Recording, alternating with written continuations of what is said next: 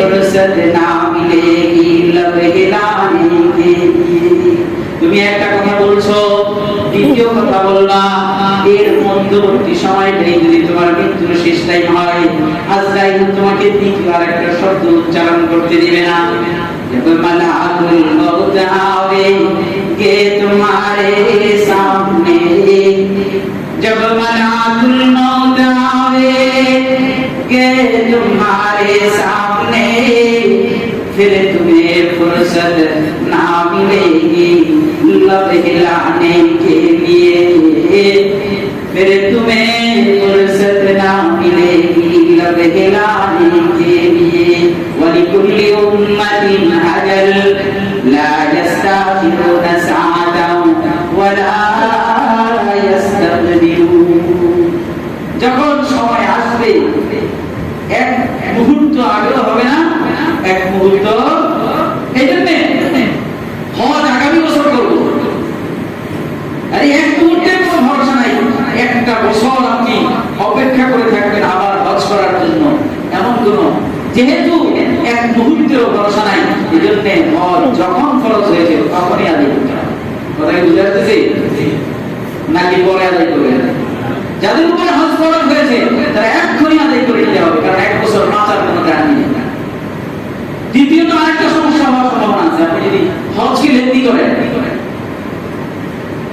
মনে করেন আপনি বাঁচলেন এক বছর, আল্লাহ তাআলা আপনাকে বাঁচিয়ে দিলেন এক বছর, আবার হজের মৌসুম পাইলেন, কিন্তু ওই সময় গিয়ে কি আপনার টাকা পয়সা থাকে না আপনার ছেলের পা ভেঙে গেছে বলে খরচ হয়ে গেছে? ইন্নাল হামদালিল্লাহ নাহমাদুহু ওয়া নাস্তাঈনুহু ওয়া নাস্তাগফিরুহু ওয়া নু'মিনু বিহি ওয়া নাতাওয়াক্কালু আলাইহি ওয়া না'উযু বিল্লাহি মিন শুরুরি আনফুসিনা ومن سيئات أعمالنا من يهده الله فلا مضل له ومن يضلل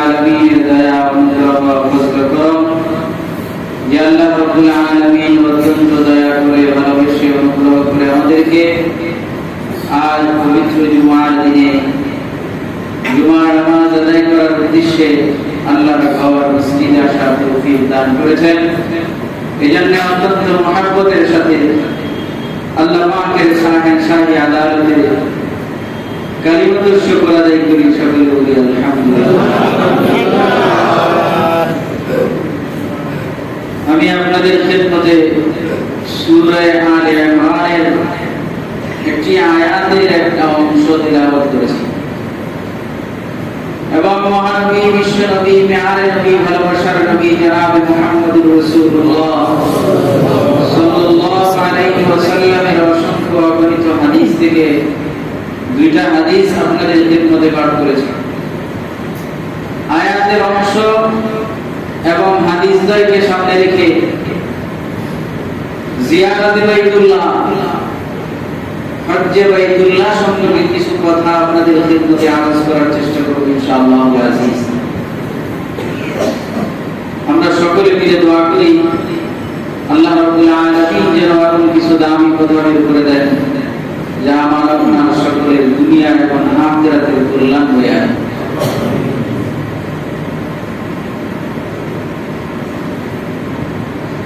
আমরা 12 মাস গণনা করি না?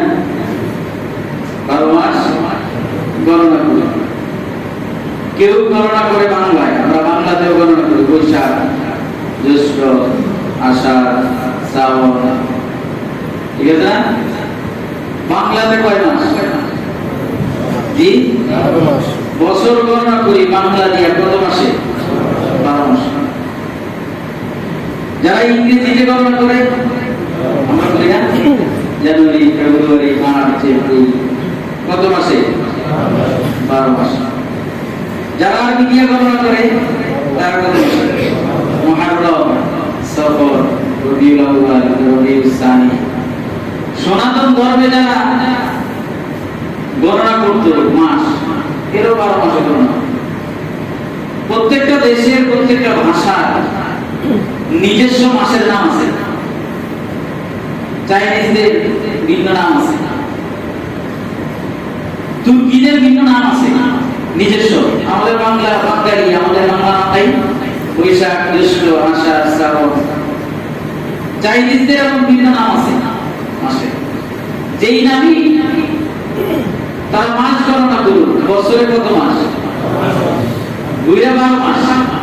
আরবিতে গণনা করা হোক, চাই ইংরেজিতে হোক, চাই বাংলাতে হোক, চাই চাইনিজে হোক, তুর্কি ভাষায় হোক, যেভাবেই হোক, মাস কতটা? 12টা। মাস 12টা। এর বাইরে যাওয়ার কোনো সুযোগ নেই। যদি বাইরে যাওয়ার সুযোগ থাকতো তাহলে পৃথিবীর এই শুরু থেকে আজ পর্যন্ত কেউ না কেউ আবিষ্কার করছে 6 মাসে বছর, 6 মাসে বছর, বছর কত মাসে বছর? 12 মাসে বছর। কারণ আল্লাহ রাব্বুল আলামিন সৃষ্টির সূচনা লগ্ন থেকে, আসমান জমিনের সৃষ্টি থেকে আল্লাহ রাব্বুল আলামিন বছরের গণনা বানাইছেন 12 মাসে। আল্লাহ বলেন ইন্না ইদ্দাতাশ শুহুরি ইনদাল্লাহি 12 শাহরা 12 শাহরান ফি কিতাবিল্লাহ ইয়াওমা খালাকাস সামাওয়াতি ওয়াল আরদ। আল্লাহ বলেন আসমান জমিনের সৃষ্টি থেকে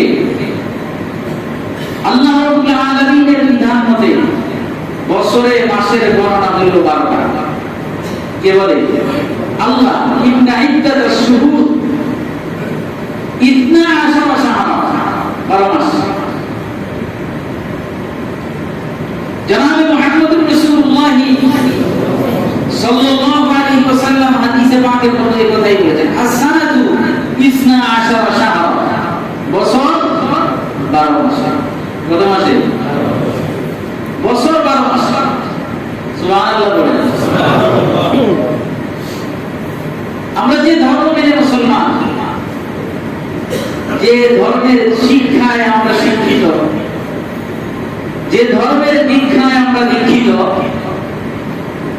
যে ধর্ম গ্রহণ করে আমরা মুসলমান, এটা এমন একটা ধর্ম যে ধর্মের মধ্যে আমার ব্যক্তিগত জীবন থেকে শুরু করে ইন্টারন্যাশনাল জিন্দেগি পর্যন্ত কোন সময় কি দরকার, কি ছাড়বো, কি ধরবো, আমার ব্যক্তিগত জীবন আমি কিভাবে চালাবো, আমি আমার পারিবারিক জীবন কিভাবে চালাবো, আমি আমার সামাজিক জীবন কিভাবে চালাবো, আমি আমার রাষ্ট্রীয় জীবন কিভাবে চালাবো, আমি আমার আন্তর্জাতিক জীবন কিভাবে চালাবো, কি ছাড়বো, কি ধরবো, কি মানবো, কি মানবো না, কোন দিকে চলবো, কোন দিকে চলবো না, প্রত্যেকটা বিষয়ের দিক নির্দেশনা আমরা যে ধর্ম মেনে মুসলমান হয়েছি ধর্মের মধ্যে আছে না নাই? জি। এমনকি আমি মাস কিভাবে গণনা করবো এটা আছে, বছরে কত মাস গণনা করবো এটাও ইসলামের মধ্যে আছে। কিন্তু দুঃখজনক হলেও সত্য, মুসলমান ইসলাম ধর্ম গ্রহণ করেছে যে ইসলাম ধর্মের মধ্যে প্রত্যেকটা বিষয়ে সমাধান আছে, দিক নির্দেশনা আছে, মুসলমান এগুলি ছাইরা দিয়া বিধর্মীদের গ্রহণ করা শুরু করছে নাকি? আপনি আমি গ্রহণ করি নাই, আপনি আমিও গ্রহণ করছি। যদি আমি আপনি গ্রহণ না করি তাহলে আমার বিবি মেয়ে বেপরদায় চলে গেল। কথা কি আপনারা বুঝতে চান? যদি আমার ঘরে না ঢুকে, আমি আমার পারিবারিক জীবন ইহুদি খ্রিস্টান বেদিন কাফিরদের মধ্যে না চালাই, তাহলে আমার ঘরে টিভি ঢুকছে কিভাবে? কথা কি বুঝতেছেন আপনারা? না, সোজা আঘাত থাকতেছে, কিচ্ছু করার নেই। কিছু করার আছে? আপনি যদি ইসলাম ধর্ম গ্রহণ করেছি, ইসলাম ধর্মের মধ্যে প্রত্যেকটা নীতি আছে, আমার ঘর কিভাবে চালাবো এই নীতি নাই? ওই নীতির মধ্যে কি এটা আছে? ঘরের মধ্যে টিভি ঢুকিয়ে দেওয়া হবে। জি। তাহলে আমি যদি টিভি ঢুকায় থাকি তাহলে কোন ধর্মের মানুষের নীতি আদর্শ অনুসরণ করে ঢুকাইলাম? অবশ্যই বিধর্মীদের নীতি আদর্শ অনুসরণ করে আমি আমার ঘরের মধ্যে টিভি ঢুকাইলাম। আমার ব্যক্তিগত জীবন, আমি যদি মুসলমান হই, আমি ব্যক্তিগত জীবন চালাবো কি হিসাবে? ইসলাম ধর্ম হিসেবে। ওই আমার মুখের দায়িত্ব দেয়, আমার মুখের যদি দাঁড়িয়ে নাই তাহলে আমি মুসলমান। বুঝা গেল আমি মুসলমানের শিক্ষার দীক্ষার উপরে চললাম না, ইহুদি খ্রিস্টান যেভাবে বললো এভাবে চললাম, বিধর্মীরা যেভাবে আমাকে বললো আমি এভাবে চললাম নাকি? আমি যদি রাষ্ট্রীয় জীবনে মুসলমান হই তাহলে রাষ্ট্র কেন ইহুদি খ্রিস্টানদের কথাই বলি?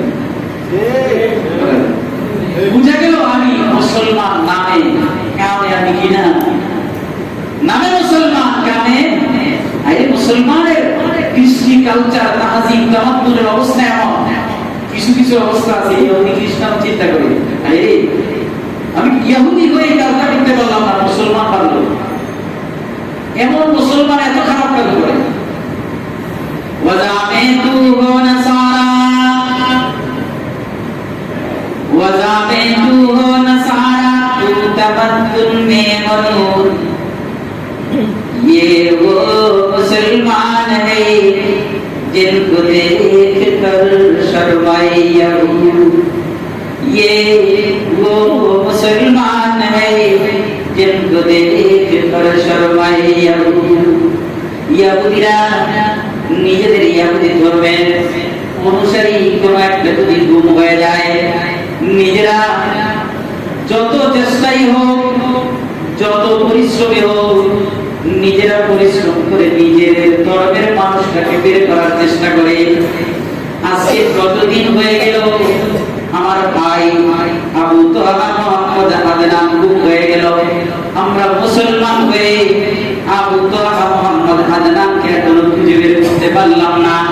ইহুদিরা যে কাজটা করে না, নিজের ইহুদি ভাইদেরকে, নিজের ইহুদি ভাইদেরকে ধ্বংসের দিকে ঠেলে দিতে চায় না, আর আমরা মুসলমান ধ্বংসের দিকে ঠেলে দিতে চাচ্ছি। অর্থ হলো আমরা এমন কাজ করতে পারি যেই কাজগুলো ইহুদি খ্রিস্টানরাও করতে পারে না। কথা ঠিক না?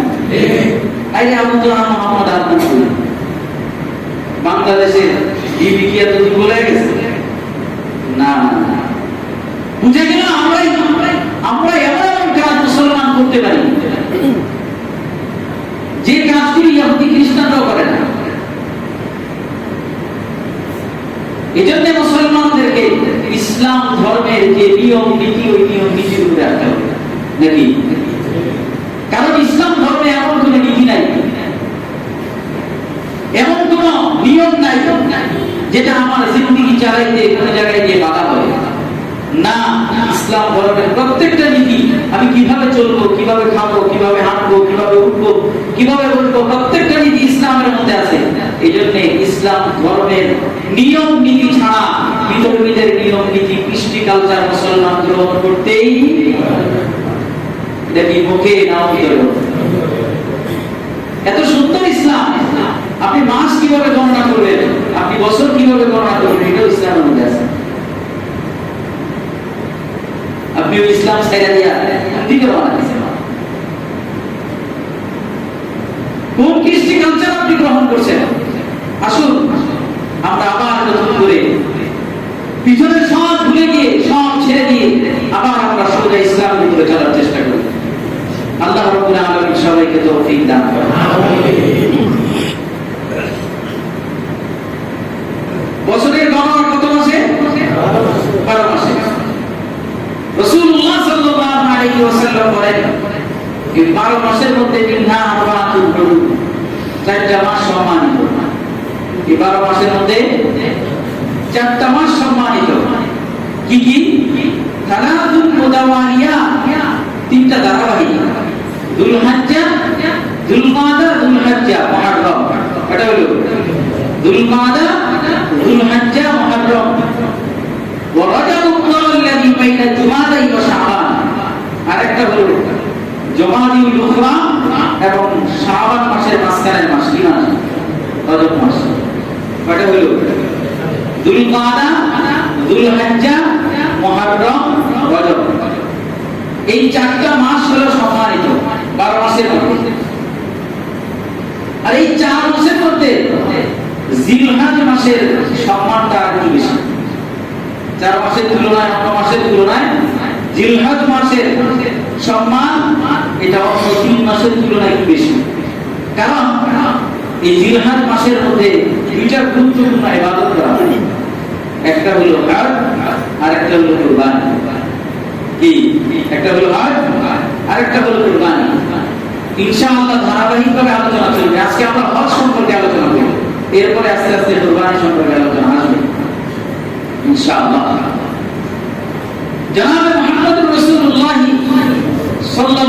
আলাইহি ওয়াসাল্লাম হাদিসে পাকের মধ্যে বলেন قال رسول الله صلى الله عليه وسلم بني الإسلام على خمس شهادة أن لا إله إلا الله وأن محمدا رسول الله وإقام الصلاة وإيتاء الزكاة والحج وصوم رمضان رسول বলেন ইসলাম এর ভিত্তি হলো কয়টা? ইসলামের ভিত্তি হলো পাঁচটা। এই পাঁচটা ভিত্তিকে এই হাদিসের উপরে গবেষণা করে মুহাদ্দিসিন একরাম বলেন যে এই পাঁচটা ভিত্তি দুই ভাগে বিভক্ত। দুইটা ভাগ ভিত্তি, এই পাঁচটা ভিত্তি দুই ভাগে বিভক্ত। এক নম্বর হলো ইতিকাদ, বিশ্বাস। দ্বিতীয় হলো আমল, ইবাদত। কথা কি বুঝে আসতেছে? এক হলো ইতিকাদ, বিশ্বাস, আর এক হলো আমল, ইবাদত। এই পাঁচটা ভিত্তি দুই ভাগে ভাগ। ইতিকাদ বিশ্বাস কি?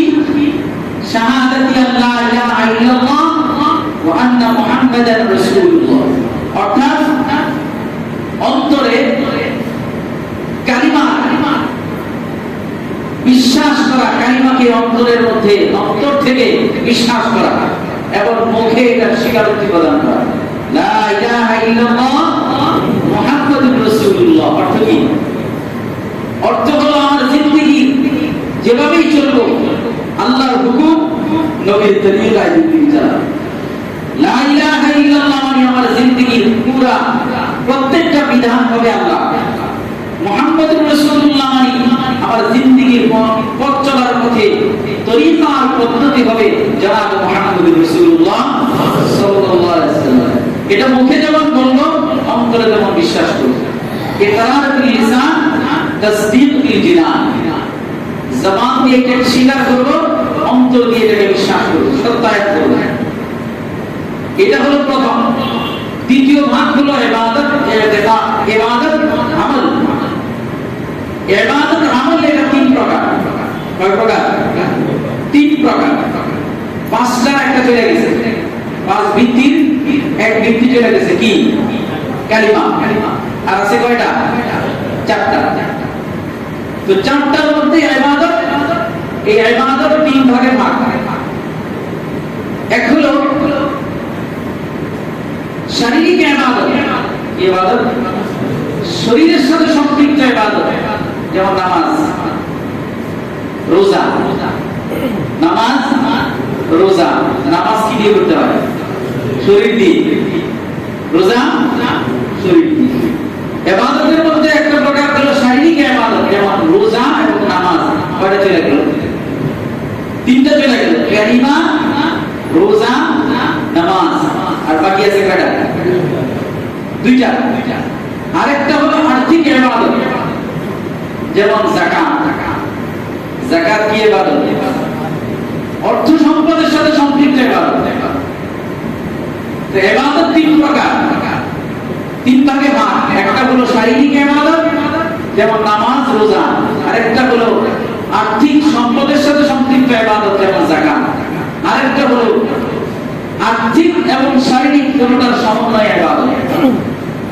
আর্থিক এবং শারীরিক দুটোর সমন্বয় ইবাদত, যেমন হজ। কয়টা হলো? কষ্ট হয়েছে? তাহলে বুঝা গেল ইবাদতের মধ্যে চারটা। একটা হলো নামাজ, রোজা, হজ, যাকাত। এই চারটা ইবাদতের মধ্যে একদিক থেকে হজের গুরুত্বটা বাকি ইবাদতগুলোর চেয়ে বেশি। সব দিক থেকে না, একদিক থেকে। কি? নামাজের সাথে শুধু শরীরের সম্পর্ক, রোজার সাথে শুধু শরীরের সম্পর্ক, যাকাতের সাথে শুধু অর্থের সম্পর্ক, হজের সাথে শরীরেরও সম্পর্ক আছে, অর্থের সম্পর্ক আছে। এই দিক থেকে যাকাত, হজের গুরুত্বটা অন্যান্য ইবাদতের তুলনায় একটু বেশি। কথা কি বুঝা যাচ্ছে? আবার এদিক থেকেও বেশি। আপনি যদি নামাজ পড়তে চান, নামাজ কাজা হয়ে গেছে, আপনি নামাজ পড়তে পারেন নাই, ব্যতীত যে কোনো টাইমে যে কোনো পরিস্থিতিতে আপনি নামাজ আদায় করতে পারবেন না? জি না নিষেধ আছে?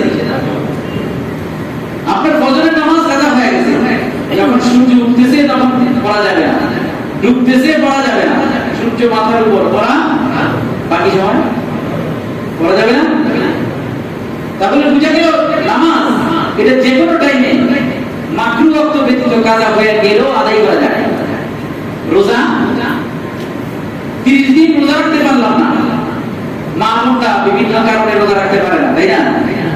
রমজান মাসে তারা রোজা রাখতে পারলো না, এখন এটা কি আর রোজা রাখতে পারবে না? আবার রোজা আসলে আদায় করতে হবে নাকি বছরের যে কোনো সময় কাজা করতে পারবে? যাকাত একবার ফরজ হয়েছে, এখন শুধু যেই সময় ফরজ হয়েছে আবার ওই সময়টা ঘুরে আসলে দিতে হবে নাকি বছরের যে কোনো সময় দেওয়া যাবে? কিন্তু হজের বিষয়টা এমন না। ফরজ কারো যদি ফরজ হওয়ার পরে ছুটে যায়, আপনি মনে চাইলেই বছরের যে কোনো সময় আদায় করতে পারবেন, নির্দিষ্ট সময় আবার হজের সময় আসা পর্যন্ত অপেক্ষা করতে হবে। এই দিক থেকেও হজের গুরুত্বটা অন্য ইবাদতের তুলনায় বেশি, কারণ অন্যান্য ইবাদত যে কোনো সময় যে কোনো পরিস্থিতিতে আদায় করা যায়, কিন্তু হজ যে কোনো সময় মনে চাইলেই আদায় করা যায়। এজন্য এই দিক থেকেও হজের গুরুত্বটা অন্যান্য ইবাদতের তুলনায় বেশি। এখন আপনি চিন্তা করে দেখেন হজের বিষয়টা কি লেন্দি করা যাবে নাকি যেই সময় খরচ হয়েছে ওই সময় আদায় করতে হবে? কারণ কি? কারণ হলো আপনি একটা বছর অপেক্ষা করবেন, 1 বছর তো দূরের কথা, 1 দিন, 1 ঘন্টা, 1 মিনিট, 1 সেকেন্ডের কোন নিশ্চয়তা আছে? জি, তাহলে আপনি একটা বছর ঘুরে আসলে এরপরে হজ আদায় করবেন, এই অপেক্ষায় বসে আছেন, 1 সেকেন্ডের তো কোনো নিশ্চয়তা নেই। যে কোনো পরিস্থিতিতে যে কোনো টাইমে আজরাইল এসে সামনে উপস্থিত হতে পারে নাকি? নাকি কোনো গ্যারান্টি আছে যে আমি 1 বছর বাঁচবো? ولكل أمة أجل فإذا جاء أجلهم لا يستأخرون ساعة ولا يستقدمون। রব্বুল আলামিন বলেন প্রত্যেকটা উম্মতের জন্য নির্দিষ্ট সময় আছে, নির্ধারিত সময় আছে। নির্ধারিত সময় যখন উপস্থিত হবে, 1 মুহূর্ত আগেও হবে না, 1 মুহূর্ত পরেও হবে না। চা পান করতে শুরু করেছি, 1 চুমুক চা পান করেছি, এর মধ্যে যদি আমার এই নির্দিষ্ট টাইম হয় মৃত্যুবরণ করার, আজরাইল 1 চুমুক চা পান করার পরে 2য় চুমুক চা আজরাইল পান করতে দিবে না। আমি বাসা থেকে অফিসে গেলাম, ওই অফিসের সময়টাই যদি আমার মৃত্যুর নির্ধারিত টাইম হয়, আমাকে আজরাইল বাসায় এসে বিবির সাথে, ছেলে সন্তানের সাথে, বাবা মায়ের সাথে দেখা করতে দিবে না। ঠিক আমি বাসা থেকে বের হয়েছি, 2-4 কদম আগিয়েছি, এখন আরেকটা কদম দিব, এমন সময় যদি আমার মৃত্যুর শেষ টাইম হয়, আজরাইল আমাকে আরেকটা কদম দেওয়ার কোনো সুযোগ দিবে না। মালাকুল মউত আবে কে তোমারে সামনে, जब मलाकुल मौत आवेंगे तुम्हारे सामने, फिर तुम्हें फुर्सत ना मिलेगी लब हिलाने के लिए। তুমি একটা কথা বলছো, দ্বিতীয় কথা বলবা, এর মধ্যবর্তী সময়টাই যদি তোমার মৃত্যুর শেষ টাইম হয়, আজরাইল তোমাকে দ্বিতীয় আরেকটা শব্দ উচ্চারণ করতে দিবে না। जब मलाकुल मौत आवेंगे तुम्हारे सामने, जब मलाकुल मौत आवेंगे तुम्हारे सामने, फिर तुम्हें फुर्सत ना मिलेगी लब हिलाने के लिए, फिर तुम्हें फुर्सत ना मिलेगी लब हिलाने के लिए। वलिकुल्लि उम्मतिन अजल ला यस्ताखिरुन साअतन वला यस्तक़दिमुन। যখন সময় আসবে 1 মুহূর্ত আগেও হবে না, 1 মুহূর্ত। এইজন্য হজ আগামী বছর করব, আরে 1 মুহূর্তের কোনো ভরসা নাই। 1টা বছর আপনি অপেক্ষা করে থাকবেন, আবার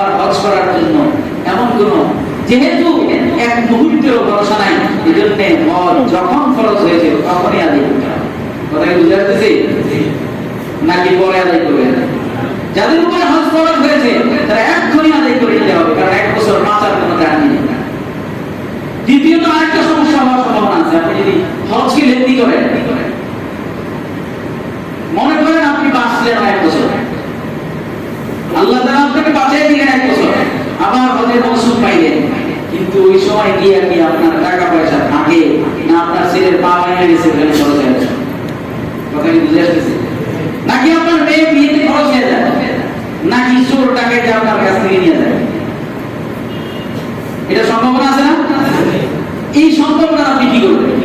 আপনি 1 বছর বাঁচলেন, কিন্তু আপনার টাকা চলে নিয়ে গেল, টাকাই দিয়ে গেল, আপনার টাকা খরচ হয়ে গেল, তখন কি করবেন? আবার একটা সম্ভাবনা আছে, আপনি চিন্তা করছেন 10 বছর পরে হজ করব। আপনি যে 10 বছর আগে হজ খরচ হয়েছিল তখন হজে যাইতে লাগতো কয় টাকা? বেশি থেকে বেশি 1 লাখ টাকা, নাকি? এখন 10 বছর পরে এসে হজ করতে লাগে কত টাকা? জি 5 লাখ, 3 লাখ, 4 লাখ, 5 লাখ খরচ হচ্ছে। আগে ছিল 1 লাখ, এখন হয়ে গেছে 5 লাখ। আপনার কাছে 1 লক্ষ টাকা ওই সময় ছিল, এখন আছে 1 লক্ষ টাকাই আছে, সরে নিয়ে যায় নাই, কিন্তু এখন তো হজ করতে 3 লাখ টাকা লাগবে, 2 লাখ টাকা তো দিয়ে দিবেন আপনি। এখন আপনি 2 লাখ টাকা ভরতেও পারতেছেন না, হজে করতে পারতেছেন না। আপনার উপরে যে হজ একবার খরচ হয়েছে ওইটা আপনার জিম্মা থেকে সরে যাবে না যতক্ষণ পর্যন্ত আপনি আদায় করবেন। এখন 10 লক্ষ টাকা হলে আপনাকে আদায় করতে হবে, আপনি ওই সময় 1 লক্ষ টাকা আদায় করলেন না কেন? কথা বুঝে আসছে? এই সমস্যাগুলোর সম্মুখীন হওয়ার সম্ভাবনা আছে। আপনি একটু হলো আপনার বয়স আপনি ভালো দিতে পারেন, দ্বিতীয়ত হলো আপনার টাকা খরচ হয়ে যেতে পারে, তৃতীয়ত হলো আপনার টাকা খরচ হলো না আছে, কিন্তু যে পরিমাণ ছিল তাই আছে, কিন্তু এখন হজের খরচ বেড়ে গেছে, তখন কি করবেন? কথাকে আপনারা ক্লিয়ার বুঝতেছেন কথাগুলো? তাহলে হজকে লেনদি করলে, দেরি করলে এটা সমস্যা আছে, যে কোনো সমস্যার সম্মুখীন হতে পারে। এই জন্য হজ যখন ফরজ হয়েছে ওই বছরই আদায় করে নিতে হবে। রাসূলুল্লাহ সাল্লাল্লাহু আলাইহি ওয়াসাল্লাম হাদিসে পাকে বলতে বলেন, তাআজ্জালু ইলাল হাজ্জি ফাইন্না আহাদাকুম লা ইয়াদরি মা ইউআরিজু লাহু। জনাব মুহাম্মদ রাসূলুল্লাহ সাল্লাল্লাহু আলাইহি ওয়াসাল্লাম হাদিসে পাকে বলতে বলেন, হজের ব্যাপারে তাড়াতাড়ি করো, তোমার হজ ফরজ হয়ে গেছে, তাআজ্জালু ইলাল হাজ্জ, তাড়াতাড়ি হজে চলে যাও। কারণ কি? ফাইন্না আহাদাকুম লা ইয়াদরি, তোমাদের মধ্যে কেউ এটা জানে না মা ইউআরিজু লাহু, কোন জিনিস হঠাৎ করে সামনে চলে আসে। হয়তো মৃত্যু সামনে চলে আসতে পারে, হয়তো টাকা চুরি হয়ে যেতে পারে, হয়তো টাকা আছে কিন্তু এখন খরচ বেড়ে গেছে, বিভিন্ন রকমের সমস্যা সামনে আসতে পারে। এই জন্য রাসূল বলেন, তাআজ্জালু ইলাল হাজ্জ, হজ ফরজ হয়েছে তাড়াতাড়ি হজের দিকে ধরো। এই বছর খরচ হয়েছে এখনই আদায় করে ফেলো, কোনো সমস্যা না। কথা কি বুঝে আসতেছে? আমরা তো বিভিন্ন বাহানা খুঁজি, চাকরিটা শেষ করবো, রিটায়ারমেন্টে যাই, রিটায়ার হলে এরপরে হজে যাবো। আবার অনেকে চিন্তা করে না, আমি তো ব্যবসা বাণিজ্য করি, হজের থেকে হজে গেলে তো আবার দূরে করা যাবে, উল্টা পাল্টা যা করা শেষ করি, এরপরে হজে যাবো, যায় আয়েশার কাছে নিয়ে মসজিদে এসে যাবো। কথা বুঝে নাই? এই জন্য একটু পরে যাই, ব্যবসা বাণিজ্য আর একটু করি, 2 নম্বরই আর একটু করি, এরপরে যাবো। আবার অনেকে চিন্তা করে যে আমার মেয়ে ছেলে বিবাহ আছে, বিবাহ সাথীরা দিয়ে নিই, এরপরে দাঁড়িয়ে রাখবো, এর আগে দাঁড়িয়ে রাখলে তো ইয়াং ইয়াং মনে হবে না, কি মনে হবে না, ইয়াং ইয়াং মনে হবে না। এই জন্য ছেলেদের বিবাহ দিয়ে নিই, এরপরে হজে যাবো, দাঁড়িয়ে রেখে দেবো, হুজুর হয়ে যাবো।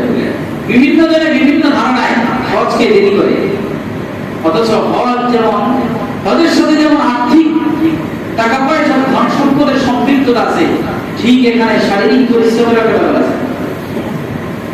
এখন শারীরিক পরিশ্রম বৃদ্ধ অবস্থায় করা যায়। আমাদের বাঙালিরা বলে পুজো হয়ে গেলে বুড়া হয়ে পুজো হয়ে গেলে এখন নিজে যায় না, হজ বুঝে না, কাবা বুঝে না, নবীজি মুহাম্মদ রাসূলুল্লাহ সাল্লাল্লাহু আলাইহি ওয়াসাল্লামের রওজা বুঝে না, নিজের স্বাস্থ্য বুঝে। আল্লাহ বুড়া হয়ে গেলে পুজো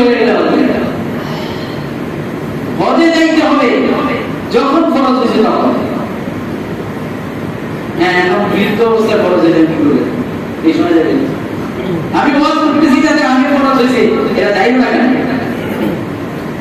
তাআজ্জালু ইলা খায়র ফাইন্না আহাদাকুম লা ইয়াদরি মা ইউআরিদু লাহু রাসূল বলেন হঠাৎ যে কোনো পরিস্থিতি সামনে আসতে পারে এইজন্য হজ খরচ হয়েছে সাথে সাথে হজ করো যৌবন অবস্থায় হজ খরচ হয়েছে যৌবন অবস্থায় হজে যাও কারণ ওই সময় গেলে তুমি মজা পাইবা প্রত্যেকটা কাজ তুমি ঠিক মতো করতে পারো শুধু হজ না তো প্রত্যেকটা ইবাদতই যৌবন অবস্থায় করলে এটা আল্লাহর কাছে অনেক দাম নাকি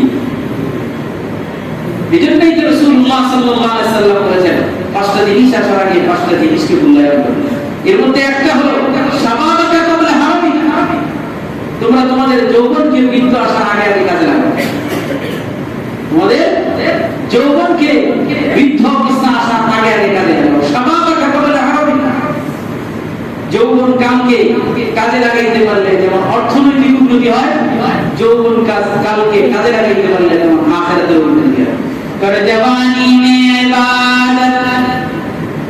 कर जवानी में इबादत का ही अच्छी नहीं कर जवानी में इबादत का ही अच्छी नहीं जब बुढ़ापा आ गया बात बदल फरारी जब बुढ़ापा आ गया बात बदल फरारी কবি বলেন যৌবন অবস্থায় ইবাদতটা করে নেওয়ার সেটা করো না যৌবন অবস্থায় মনে করতেছো আমি এখন যৌবন এখন কিসের ইবাদত করব দাড়ি পেকে যাবে বৃদ্ধ হয়ে যাব যখন ব্যবসায়িক প্রতিষ্ঠানে যেতে পারবো না যখন চাকরিতে যেতে পারবো না তখন একটা লাঠি বড় করে আস্তে আস্তে মসজিদের দিকে আসবো এখন কিসের ইবাদত না না যৌবন কালকে কাজে লাগাও যৌবন কালকে কাজে লাগাও যৌবন কালকে কাজে লাগাইলে যেমন দুনিয়ার উন্নতি হয়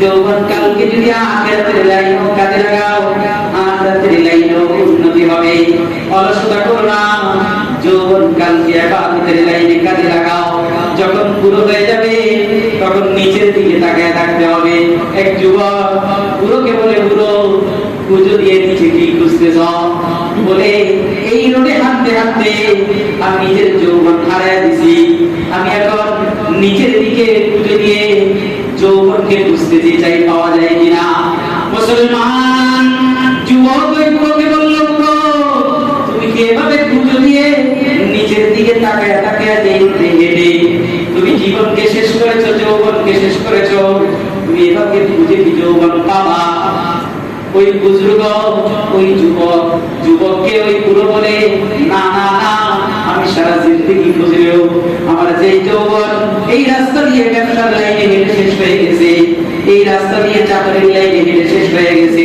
এই চাকরির লাইনে রাজনীতি করতে করতে শেষ হয়ে গেছে এই রাস্তা দিয়ে লিডারি করতে করতে আমার যৌবন শেষ হয়ে গেছে এই রাস্তা দিয়ে বাটপারি করতে করতে আমার যৌবন শেষ হয়ে গেছে আমার জীবন শেষ হয়ে গেলেও আমি মারা গেলেও এই রাস্তার থেকে আমার যৌবন খুঁজে পাবো না কর জওয়ানি মে ইবাদত কাহি अच्छी नहीं कर जवानी में इबादत काहे अच्छी नहीं जब बुढ़ापा आ गया कुछ बात बन पड़ा नहीं মাজার মধ্যে ফট করে আওয়াজ করে রুকু দিতে পারবে না সিজদায় যেতে পারবে না রব্বুল আলামিনের কালামুল্লাহকে চোখে ঝাপসা দেখবে তিলাওয়াত করতে পারবে না একটু মজা করে সুর দিয়ে কোরআনে কারীমের তিলাওয়াত করবে পুরো মানুষ তো সুর দিয়ে তিলাওয়াত করতে হবে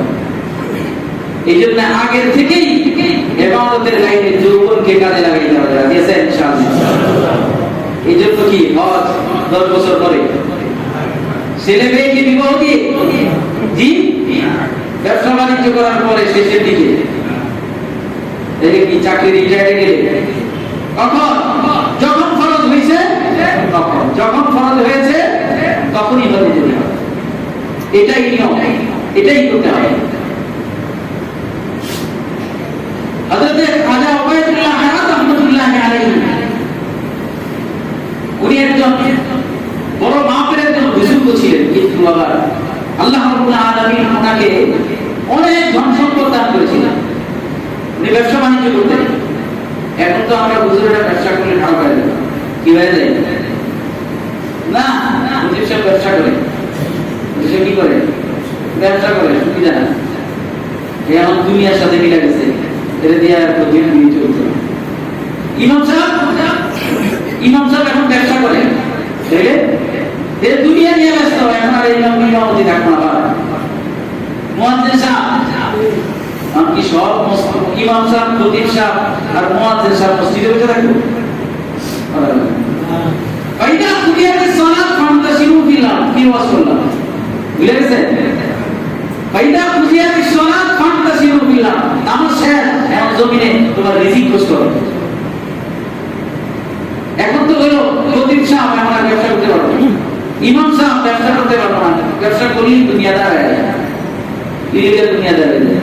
হুজুররা ব্যবসা করেন, এই খাজা উবাইদুল্লাহ আহমদ রাহমাতুল্লাহ আলাইহি, আপনারা যেমন না ঠিক ওই সময় মানুষরা উচিত, মানুষের মেধা সূচনা লগ্ন থেকে কিয়ামত পর্যন্ত প্রায় সেঞ্চুরি থাকবে 19-20। ওই সময় মানুষ চিন্তা করতো খাজা উবাইদুল্লাহ আহমদ রাহমাতুল্লাহ আলাইহি দুনিয়াদার বলি না, কি দুনিয়াদার আছে, ব্যবসা বাণিজ্য করে, সুবিধা না।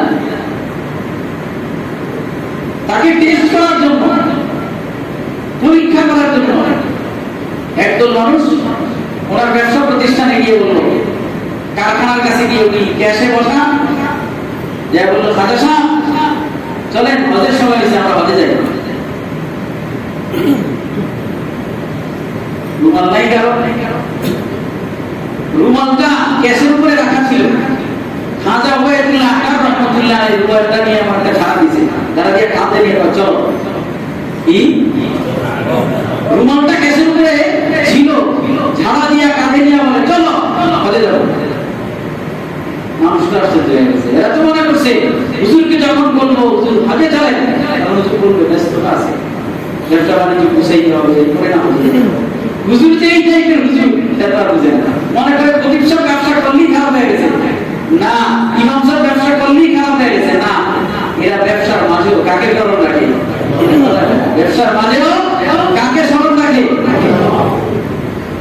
খাজা উবাইদুল্লাহ আহমদ রাহমাতুল্লাহ আলাইহি বলেন চলো হজে যাই, হুজুর আপনি বুঝাইবেন না, বলে কিসের বুঝানি, যাবো আল্লাহর কাছে, হজ করতে যাবো, সেখানে আমার কিসের বুঝানি, আমি আল্লাহর কাছে যাবো, আমার ব্যবসা আল্লাহ বুঝাই চলো। তাড়াতাড়ি প্রত্যেকটা মানুষ হযরত খাজা উবাইদুল্লাহ আহমদ রাহমাতুল্লাহ আলাইহি পায়ে মাপ চাইতে, হুজুর আমাদের ভুল হয়ে গেছে, আমরা তো উল্টা মনে করেছি, আমরা মনে করেছি আপনি ব্যবসা করেন, মনে হয় আল্লাহকে ভুলে গেছেন।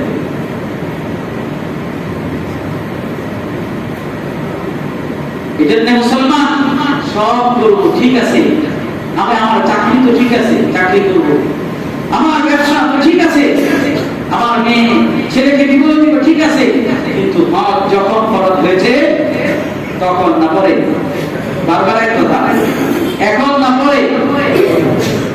একজন আমাকে বলে যে আমার হজ ফরজ হয়েছে, হজের টাকা দিয়ে আমি কি করছি জানেন, মসজিদ করে দিয়েছি, কি পুণ্যের কাম, হজের টাকা দিয়া মসজিদ করে দিয়েছে, হজের টাকা দিয়ে যদি মসজিদ করে দেয়, এর হজ ফরজ হয়েছে, এটা তার জিম্মা থেকে চলে গেছে না, ওটাই করতে হবে। মনে হচ্ছে অনেক বড় কাজ করছে, হজের টাকা জমাইছে, হজের টাকা দিয়ে মসজিদ করে দিয়েছে। হজ একবার কারো জিম্মায় ফরজ হলে এটা আদায় করা পর্যন্ত ফরজ থেকেই যায়। এই জন্য কেউ যদি হজ ফরজ হওয়ার পরে করতে না পারে, যে কোনো কারণে, হয়তো অবহেলায় অথবা কোনো কারণবশত করতে না পারে, ওই মানুষগুলোর জন্য দুইটা কাজ। কয়টা কাজ? এক নম্বর কাজ হলো আমার সামনে হজের যে সিজনটা আসবে, ওই সিজনে হজ আদায় করার জন্য দৃঢ় প্রতিজ্ঞাবদ্ধ হতে হবে। কি বলছি, আমার সামনে যারা হজ ফরজ হওয়ার পরে হজ করি নাই, তাদের জন্য জরুরি হলো দুইটা কাজ। এক নম্বর হলো সামনের যে সিজনটা আসবে হজের, ওই সিজনেই আমাকে হজ করার জন্য দৃঢ় প্রতিজ্ঞাবদ্ধ হতে হবে। কথা বুঝে আসছেন? দ্বিতীয় নম্বর কাজ হলো এখনই সন্তানদেরকে বলে রাখা, আমি আমার তো 10 বছর আগে হজ ফরজ হয়েছিল, আমি হজ আদায় করতে পারি নাই, আমি হজ আদায় করতে পারি নাই, আমি যদি মারা যাই আমার সম্পদ থেকে আমার পক্ষ থেকে থেকে বদলি হজ তুমি নিজে করবে অথবা কোনো যোগ্য লোকের মাধ্যমে বদলি হজ করাই। কথা কি বুঝে আসছে আপনাদের? এটা সে এখনই আজকে গিয়ে যার উপরে হজ ফরজ হয়েছে, হজ করি নাই, আজকে গিয়ে সন্তানদেরকে ওসিয়ত করবে। এক কাজ হলো দৃঢ় প্রতিজ্ঞাবদ্ধ হবো, সামনে যেই সৃজনই সুযোগ পাবো আমি হজে যাবো। দ্বিতীয় নম্বর, সন্তানদেরকে কি করে রাখবো।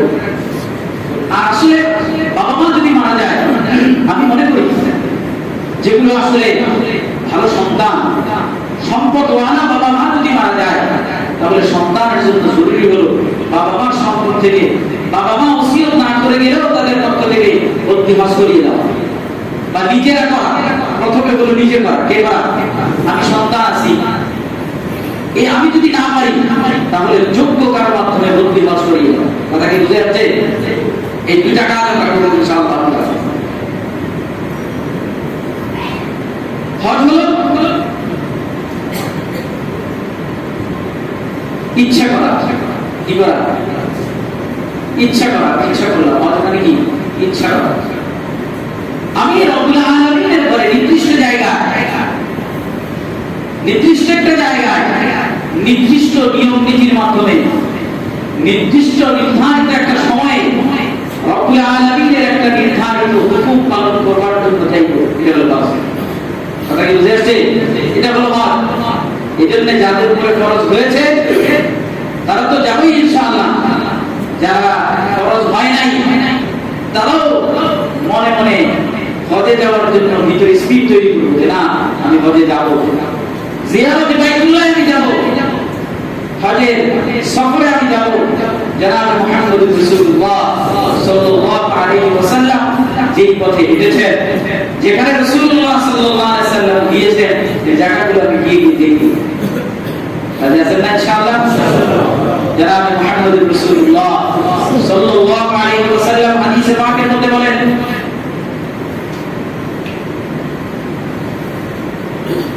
রাসূলুল্লাহ সাল্লাল্লাহু আলাইহি ওয়াসাল্লাম হাদিসে পাকের মধ্যে বলেন, মান হাজ্জা লিল্লাহ, কেউ যদি আল্লাহর জন্য হজ করে, ফালাম ইয়ারফুস ওয়া লাম ইয়াফসুক রাজা'a ইয়াউমিন ওয়ালাদাতহু, স্ত্রী সহবাস করলো না, কোন গুনাহের কাজে লিপ্ত হলো না, ওই লোকটা বাড়িতে ফিরে আসবে নবজাতক সন্তানের জন্য নিষ্পাপ। আল হজ্জুল মাবরুর লাইসা লাহু জাযাউন ইল্লা আল জান্নাহ। আমরা হাদিসে রাসূল বলেন যে হজ্জে মাবরুর, কবুল হজ, এর জাযা একমাত্র হলো জান্নাত। কি বুঝে গেল? হজের প্রতিদান সব আখিরাতে পাওয়া যাবে, দুনিয়াতে পাওয়া যাবে না। ইন্নাহুমা ইয়ানফিয়ানিল ফাকর ওয়াদ দুনুব। জনাব মুহাম্মদ রাসূলুল্লাহ সাল্লাল্লাহু আলাইহি ওয়াসাল্লাম আমরা হাদিসের মধ্যে বলেন, হজের ফায়দা শুধু দুনিয়াতে, আখিরাতে না। শুধু জান্নাত পাবা, জাহান্নাম থেকে মুক্তি পাবা, বিষয়টা এমন না। ইন্নাহুমা ইয়ানফিয়ানিল ফাকর ওয়াদ দুনুব, এটা দুনিয়াতেও কাজে দিবে।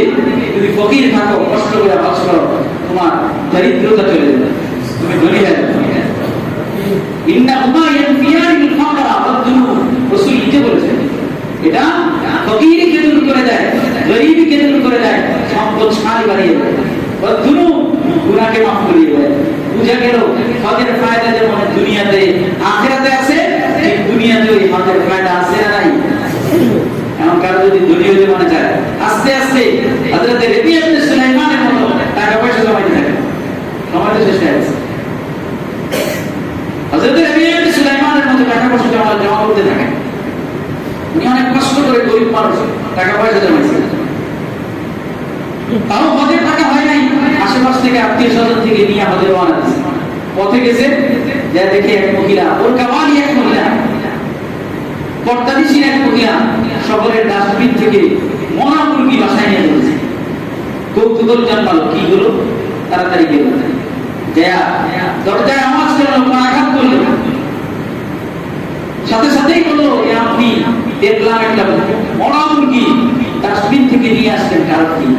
মহিলা দরজার এপাশ থেকে পর্দার ভিতর থেকে আওয়াজ দিয়ে, আসলে আমি জনাবে মুহাম্মদ রাসূলুল্লাহ সাল্লাল্লাহু আলাইহি ওয়াসাল্লামের বংশধর।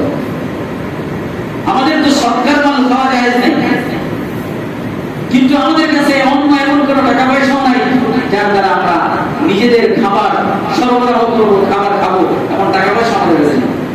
আজকে অনেকদিন ধরে আমরা পূজা করি, চিন্তা করলাম সন্তান চিল্লাচিল্লি করতেছে, এখন এই পরিস্থিতিতে তো মরা মুরগি খাওয়া যায় না। এই জন্য দেখলাম একটা গাড়ির থেকে মরা মুরগি বানাইলাম যায় না সন্তানকে খাওয়ানোর জন্য। এই পরিস্থিতি বা এই প্রসেসিং করতেছে। হযরতে রবিয়া ইবনে সুলাইমান চিন্তা করলেন, আমার রাসূলের বংশধর না খেয়ে মারা যাবে, কষ্ট পাবে, আর আমি বলে যাব, আমার উপরে তো হজ ফরজ হয়নি, বুঝেছি, আমি তো কষ্ট করে টাকা পয়সা জমাই না, আত্মীয় স্বজন থেকে নিয়ে এখন হজে রওনা গিয়ে কাফেলার লোকদেরকে বললো, ভাইরা আমি হজে যাব। কেন হজে যাবেন না? বলে না, আমার ভালো লাগে হজে যাবেন, আমার উপরে তো হজ ফরজ হয়নি, আমি এমনিতেই যাইতাম, আমার টাকাগুলো আমাকে দিয়ে দাও, আমি হজে যাব। পুরো টাকাগুলো রবিয়া ইবনে সুলাইমানের হাতে দেওয়ার পরে রবিয়া ইবনে সুলাইমান টাকাগুলো নিয়ে বাজারে গিয়ে সব টাকা বাজার করে হযরত রাসূল করিম সাল্লাল্লাহু আলাইহি ওয়াসাল্লামের ওই বংশধরের বাসায় নিয়ে দিলেন। কিন্তু এখন যদি বাড়িতে ফিরে যায়, মানুষ মনে করবো হজে গেছে, হজরতে চলে গেছে, মানুষের টিটকারের অভাব আছে। এই জন্য ওই সময়ই রবিয়া ইবনে সুলাইমান হয়ে গেছে, যাই নাই। যখন কাফেলা ফিরে আসলো, আইসাই হযরত রবিয়া ইবনে সুলাইমানকে সকলেই বকালো, তুমি বললেই পারতা যে আমরা হজে, আমি হজে তোমাদের সাথে যাবো না, একা একা যাবো, তুমি যেটা বললেই পারতা। তোমাকে তো আমরা হজে আসরে জুমা দিতে দেখেছি, তোমাকে তো আমরা নবীজির রওজার কাছে জিয়ারত করতে দেখেছি, তোমাকে তো আমরা কাবার তওয়াফ করতে দেখেছি, তোমাকে তো আমরা মুজদালিফায় দেখেছি, তোমাকে তো আমরা মিনায় দেখেছি, তোমাকে তো আমরা শয়তানকে কবর মারতে দেখেছি। সাথে সাথেই রবিয়া ইবনে সুলাইমানের ভাই বলল যে, ভাই চলো, তুমি যে টাকাগুলো হজে গিয়ে আমার কাছে জমা দিছিলে, কি টাকা? যে টাকাগুলো রাসূলের বংশধরের জন্য খরচ করছে, এই টাকাগুলো ফেরেশতা দিয়ে আল্লাহ তাআলা আবার পাঠায়। তখন রবিয়া ইবনে সুলাইমান মনে মনে চিন্তা করলেন, আর বললেন যে, হ্যাঁ, আমি যে দৃঢ় প্রতিজ্ঞা করেছি, আমি যে মনে স্পৃহা দেখাইছি আমি হজ করতে যাব, কিন্তু একটা কারণে আমি দেখতে পারি নাই, রাসূলের মুহাব্বতে আমি দেখতে পারি নাই, আল্লাহ ফেরেশতাকে আমার আকৃতি বানায় হজ করেছে। আমার হজ আমি এখানে থাকার পরে আল্লাহ কবুল করতে চাও, আমি যাব। এমন স্পৃহা ভিতরে আসে না ইনশাআল্লাহ।